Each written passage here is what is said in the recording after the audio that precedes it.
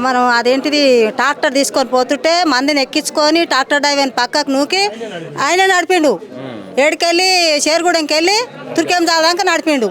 మరి అట్లాంటి ఆయన ఇప్పుడు మా తానికి వస్తూనే లేడు. ఎట్లుందో మా మొఖాలు అనుకుంటుండ ఆయన. కానీ పట్ట భూములు మా భూములు గుంజుకుంటే మేము ఇస్తామా? 3 పంటలు పంతాయి, మాకు 2 పంటలు పండాయి. అన్ని మురికి నీళ్ళు తాగేటోళ్ళే పట్టణంలో ఉండేటోళ్ళు, చాలా నీళ్ళు తాగేటోళ్ళం మేము. మాకు కాలు చేతులు వంకర లేవు, కాలు చేతులు మంచిగానే ఉన్నాయి, మేము పిల్లలు మంచిగానే ఉన్నాం, మేము మంచిగానే బతుకుతున్నాం. ఏంటన్నా అలా వకీళ్ళు జడ్జీలు అక్క జాబులు చేసేటోళ్ళంతా ఏం తింటారంట? మేము కూరగాయలు పండిస్తే 10 యాండ్లు పోతాయి. ఏంటి అన్నగారు 10 యాండ్లు పచ్చగూరలు పోతే ఆకల మైలారము, కుర్మిద్దే, నానకనారము, మేడిపల్లి, మిర్కంపేట ఈ కూరగాయలు పోతేనే ఏంటి అన్నాల కూరగాయలు దొరుకుతాయి. లేకపోతే రైతు బజార్లో ఏంటి అన్నాల కూరగాయలు దొరకాయి. మరి ఏం తింటారంట? మా భూములు గుంజుకున్నాక మేము భూములు ఇచ్చేటోళ్ళం కాము.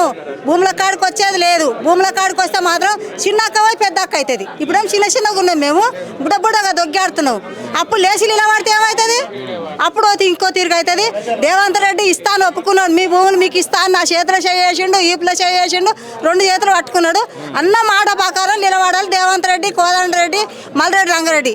ఇలా ముగ్గురికి నమస్కారం చేసి చెప్తున్నా, మా భూములు మాకు విడిచిపెట్టాలి. విడిచిపెట్టకపోతే మాత్రం మేము మాత్రం ఊకోము, మేము మాత్రం ఇయ్యం. ఆడ ఆఫీస్లో బోర్డు వేయంగానే భూములు దొరుకుతాయి అనుకుంటుండా?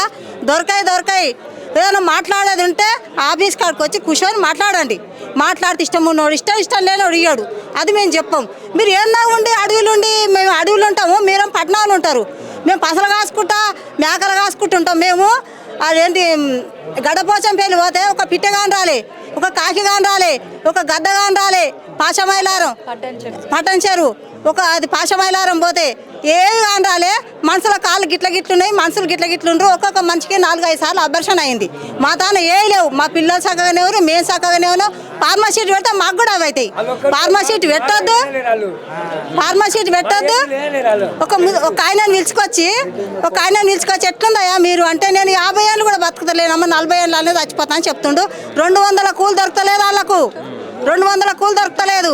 పిట్టలు కాకులు రోడ్డు పంట పోయేటివి, అవి కప్పలు కూడా లేవు. అయితే గంత అవతారం ఉంది వాళ్ళకు. మా తాన ఫార్మసీట్ పెట్టి మమ్మల్ని గతి చేస్తారా? మేము ఫార్మసీట్ పెట్టనియం, మా పట్ట భూములు ఇయ్యం.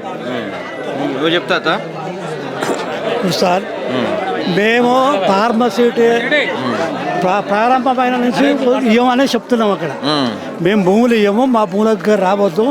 మేము బతికేది ఆ భూములతోటి. మా తాతల తండ్రుల కాడికి వెళ్ళి మేము ఆ భూమితోనే బతికినాము. మా పెళ్ళిళ్ళు చేసుకున్నాము, పిల్లల పెళ్లి చేస్తున్నాము, అన్ని రకరకాలుగా పంటలు పండించుకుంటున్నాము, బతున్నాము. మీరు ఏమి ఇవ్వకున్నా సరే మీకు 10,000 దండాలు పెడతాము, మా భూమి దగ్గర రాకూడదు. మేము ఎట్లా బతాం. కానీ మీరు అనవసరంగా మమ్మల్ని తిప్పలో పెట్టి ఈ ఫార్మసీట్ అంటేనే అది ఘాతకమైన పారిశుద్ధ్యం ఉంటుందని చెప్పి తెలుసు. వరకు మంచి మేధావులు చెప్పారు. అప్పుడు ఫార్మసీట్కి చాలామంది పార్టీ నాయకులు కూడా అందరూ వచ్చి చెప్పారు. తమ్మినేని వీరభద్రము, కోదండరెడ్డి వీళ్ళందరూ వచ్చి పేద మీటింగ్ పెట్టి పర్యావరణ పరిరక్షణ గురించి కూడా చెప్పారు. వాళ్ళు ఇవాళ పరిరక్షణ చెప్పినటువంటి కోదండరెడ్డి, వాళ్ళ మల్రెడ్డి రంగారెడ్డి ఇవాళ ఎందుకు మర్చిపోయినరు? మమ్మల్ని మరి ప్రశ్నిస్తారా? మీరు ఆ రోజు చెప్పిన మాటలు ఈరోజు నిలబెట్టుకోవాలి కదా. అయ్యో, ప్రజలకు రైతులకు ఇటువంటి మాట ఇచ్చినాం, మాట ప్రకారంగా మేము ఉంటాము. మేము తెల్లబట్టలు వేసుకొని అవతారాన్ని ఆడతారా? మీకు బుద్ధి లేదా? మీరు చదువుకున్నారుగా, మేమంటే చదువుకోలేదు. మీకు మరి మీరు ఇచ్చిన మాటే మీరు నిలబెట్టుకోకపోతే మీరు బుద్ధిలోనే అనాలి, మంచిగా అనాలన్నా మిమ్మల్ని. అటువంటి దుర్మార్గమైన కిరాతకమైన ప్రభుత్వం జరుగుతుంది. ఇప్పటికైనా మేము చెప్తున్నాం, మా భూముల దగ్గర రావద్దు. మా భూములే కాదు, ఇక్కడున్న ప్రజలు కాదు, ఈ ఊరు కాదు, నానకనా గారు, కురిమిత, మేడిపల్లి ఇవి కాకుండా ఈ చుట్టుపక్కల ఊళ్ళో అన్నీ కూడా కాలుష్యం అయిపోతుంది. అటువంటి సందర్భంలో మేము కూడా పోయినాం. అదే గడిపోసారము, పశమాచారము ఇవన్నీ పోయినాం. అక్కడ ఇట్లా నీళ్ళలో కాలు పెట్టే పరిస్థితి లేదు.